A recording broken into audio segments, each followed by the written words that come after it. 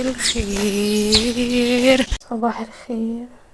الساعة 5:45 الصبح. هتوضى بقى. الساعة 5:15 دلوقتي.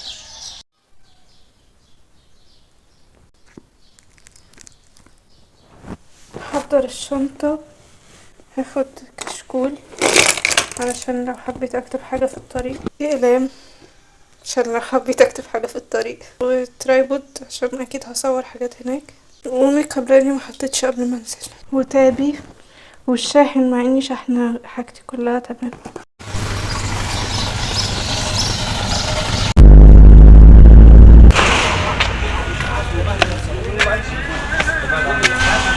السلام عليكم. حاجة؟ فيه هوس.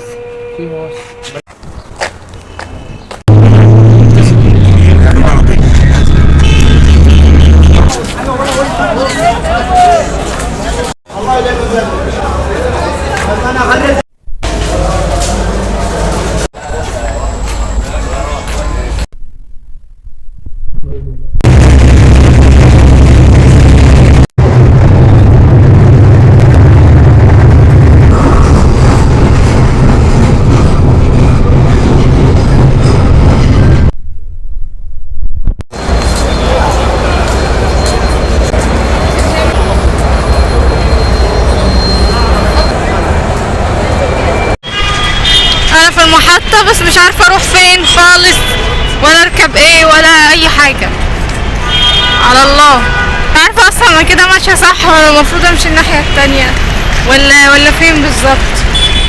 انا في شوارع القاهرة، اول مرة اسافر لوحدي، وعلى طول باذن الله اسافر لوحدي عشان عادي الموضوع بسيط يعني. انا بس هفعل وضعية اللي يسأل ما يتوهش، علشان انا مش عارفه اركب ايه، وفاضل ساعتين على ميعاد الانترفيو، وهي في مصر الجديده، وانا يعني مش عارفه اروح فين بجد.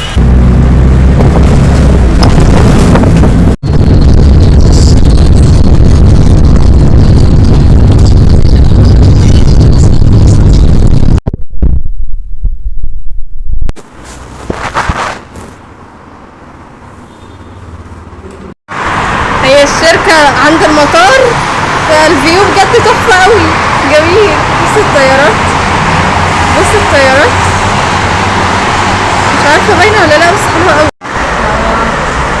ربنا يكرمك دلوقتي الطيارة نازلة، طيارة طبعا تبقى شكلها تحفة. حاسة الجو هيبقى حلو قوي. انا بقى فاكراكي هناك كده وجاية كده. لا كنت جاية من الناحية التانية، جاية من على جسر السويس.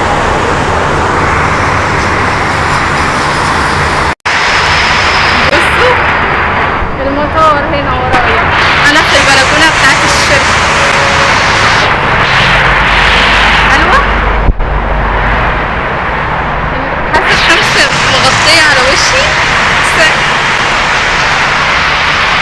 ادعولي اجي اعيش هنا قريب، ادعولي يا جماعه. بس الشركه حلوه ازاي، هي فاضيه علشان النهارده بيشتغلوا من البيت، بس حلوه قوي. فاضل 10 دقايق تقريبا على الانترفيو، مش عارفه يعني الانترفيو. مضيت العقد وسلموني لاب، عشان اللاب اللي عندي مش هعرف اشتغل عليه. خير ان شاء الله. والله ما عايزه اروح، انا بطلع بعدي الكوبري ده اروح الناحيه التانية، وخايفه خايفه جدا. لا مش هقدر، ده انا بصوا قد ايه. لا هعدي احسن الطريق، وقطعنا الطريق، احنا شاطرين خالص.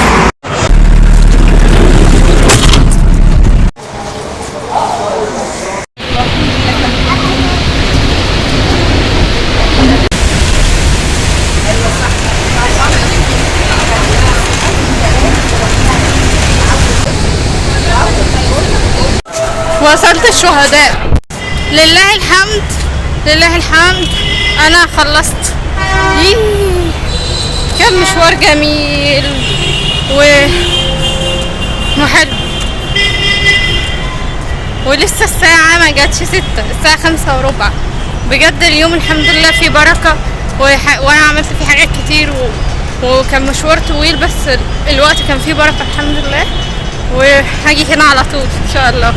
جبت توست من جنب المحطة، جبت كبدة وسجق من عند عمو هنا، حاجة فخمة يعني قوي، بحب الحاجات دي قوي.